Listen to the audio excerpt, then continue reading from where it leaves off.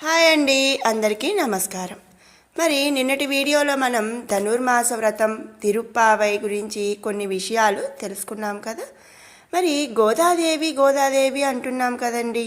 అసలు ఎవరి ఈ గోదాదేవి, ఆమె గురించి ఏమిటి అనేది మనం ఈ వీడియోలో తెలుసుకుందాము.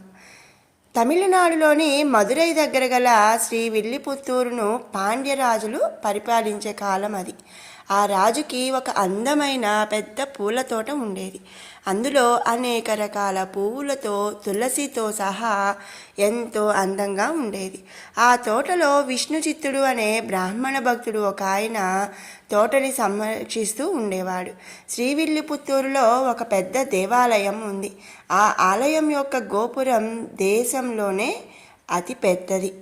ప్రస్తుతమైతే శ్రీరంగం ఆలయం గోపురం చాలా పెద్దది. ఆ విష్ణుచిత్తుడు గొప్ప దైవభక్తుడు.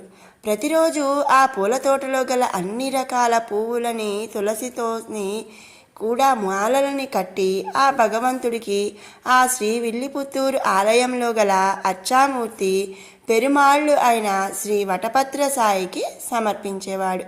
విష్ణుచిత్తుడు అంటే చిత్త మందు విష్ణువును కలవాడు. అంటే ఆయన హృదయంలో ఎప్పుడూ కూడా నారాయణుడు నివాసం ఉంటాడు. ఆంజనేయ స్వామి హృదయంలో సీతారామచంద్రులు ఎలాగైతే ఉన్నారో ఆ విధంగా విష్ణుచిత్తుడి హృదయంలో ఆ విష్ణుమూర్తి ఉన్నాడన్నమాట.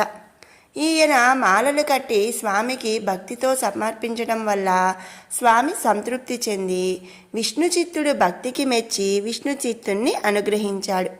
ఆ అనుగ్రహంతోనే విష్ణుచిత్తుడు స్వామికి మంగళాశాసనం కూడా పాడే స్థాయికి ఎదిగాడు. ఈయన బ్రాహ్మణుడు అయినా సరే ఎటువంటి యజ్ఞయాగాదులు చేయకుండా భగవత్ కైంకర్యంలోనే ఉండిపోయేవారు. ఆయన ఒకరోజు తోటలో పూలు కోస్తూ తులసిని కోయటానికి అటువైపుగా వెళ్ళాడు. తులసి వనం దగ్గర ఆయన కాళ్ళకి ఒక మట్టి దెబ్బ తగిలింది. ఎప్పుడూ లేనిది ఏమిటి ఇక్కడ ఈ మట్టి అనుకున్నాడు. సరే కూర్చొని ఆ మట్టిని తొలగిస్తున్నాడు. విచిత్రం, ఆయనకి ఆ మట్టిలో ఒక చిన్న పాప, చంటి పాప, ముద్దుగా ఉన్న ఒక పాప కనిపించింది. ఎంతో అందంగా ముద్దుగా ఉన్నదంట. విష్ణుచిత్తుని ఆశ్చర్యానికి అంతు లేకుండా పోయింది. ఏమిటి ఈ మహిమ అని అనుకున్నాడు. ఎలాగైతే జనకునికి సీతమ్మ తల్లి లభించిందో విష్ణుచిత్తునికి ఆ పాప లభించింది. ఇక పుబ్బా నక్షత్రంలో కర్కాటక లగ్నంలో ఆ పాప విష్ణుచిత్తునికి దొరికింది. ఆశ్చర్యపోతూనే ఆ పాపను తన చేతుల్లోకి తీసుకున్నాడు. ఆలోచించాడు. పిల్లలు లేని తనకి భగవంతుడే పాపను ఇచ్చాడు, ప్రసాదించాడు. ఆ పాపను దైవప్రసాదంగా భావించి అల్లారు ముద్దుగా పెంచుకుంటున్నాడు. మరి భగవత్ ప్రసాదం కదా. అలా ఆ పాపకి సుమారు 6 సంవత్సరాల వయసు వచ్చేసరికి ఆ పాప కూడా మాలలు కట్టడం అలవాటు చేసుకుంది. ఆ పాపకి యుక్త వయసు వచ్చిన తర్వాత తండ్రి ఆ పాప చేత ఆ పూలమాలను స్వామికి సమర్పించడానికి పంపేవాడు.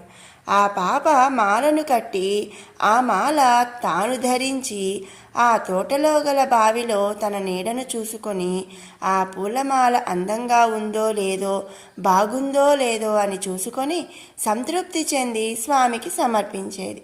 ఒకసారి తండ్రి ఆ విషయాన్ని గమనించి ఆ పాపను మందలించాడు. అదే రోజు రాత్రి విష్ణుచిత్తుడి కలలోకి ఆ శ్రీ వటపత్ర సాయి కనిపించి, విష్ణుచిత్త, నాకు మీ అమ్మాయి మాలలు కట్టి ఆ మాలలను తాను ధరించి నాకు సమర్పిస్తుంది కదా, ఆ మాలలంటేనే నాకు ఇష్టం అని అన్నాడట స్వామి. అప్పటి నుంచి ఆ పాప తాను ధరించిన మాలలే స్వామికి సమర్పించేది.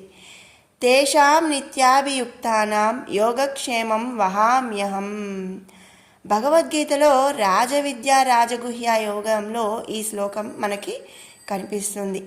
అంటే ఏంటి అంటే, నిత్యం ఎవరైతే నన్ను ధ్యానిస్తున్నారో వారి యొక్క యోగక్షేమాలు నేను చూసుకుంటాను అని అర్థం. అప్పటి నుండి ఆ పాపని కోదై అని పిలవడం మొదలుపెట్టారు. అంటే మాలిక అంటే పూలదండ అని కూడా చెప్పుకోవచ్చు. క్రమేపీ ఆ కోదై పేరే గోదాగా మారింది. ఆ ఊరి ప్రజలు ఆమె మీద అభిమానంతో భక్తితో గోదాదేవి అని పిలిచేవారు. ఆమె కారణజన్మురాలు. అసలు ఆమె ఎందుకు అవతరించవలసి వచ్చింది అనేది ఇప్పుడు తెలుసుకుందాం. దేవకార్య సముద్యత. మనకి లలితా సహస్రనామంలో మొదటి శ్లోకంలో 5వ నామం ఈ దేవకార్య సముద్యత అనేది. దేవకార్యాన్ని నిర్వర్తించడానికి వచ్చిందట. దేవకార్యం అంటే ఏమిటి అంటే దుష్ట శిక్షణ శిష్ట రక్షణ అన్నమాట. కానీ ఈ గోదాదేవి దుష్ట శిక్షణకు కాకుండా భక్తులను రక్షించడానికి, భక్తులను భగవంతుని వైపు నడిపించడానికి అవతరించింది అని చెప్తుంటారు. మరి విన్నారు కదండి, అసలు గోదాదేవి ఎవరు, ఆమె ఎలా ఉద్భవించింది, ఆమె యొక్క శక్తి ఏమిటి, ఆమె శ్రీరంగునికి ఎలా చేరువయ్యింది అనే ఎన్నో విషయాలు మనం ఈ వీడియోలో తెలుసుకున్నాము. మరి మీకు ఈ వీడియో నచ్చినట్టయితే లైక్ చేయండి, షేర్ చేయండి. అలాగే మరిన్ని అప్డేట్స్ కోసం మన ఛానల్ని సబ్స్క్రైబ్ చేసుకోండి. అలాగే రేపటి నుంచి ధనుర్మాసం మొదలవుతుంది కాబట్టి ప్రతిరోజు కూడా ఒక్కొక్క పాసురాన్ని మనం షేర్ చేసుకుందాము. ఆ పాసురాన్ని చదవగలిగిన వాళ్ళు చదవచ్చు, లేదా ఆ పాసురం విన్నా కూడా మీ కోరికలు ఆ శ్రీరంగనాథుడు నెరవేరుస్తాడు. ఓం శ్రీరంగనాథాయ నమః. జై శ్రీమన్నారాయణ.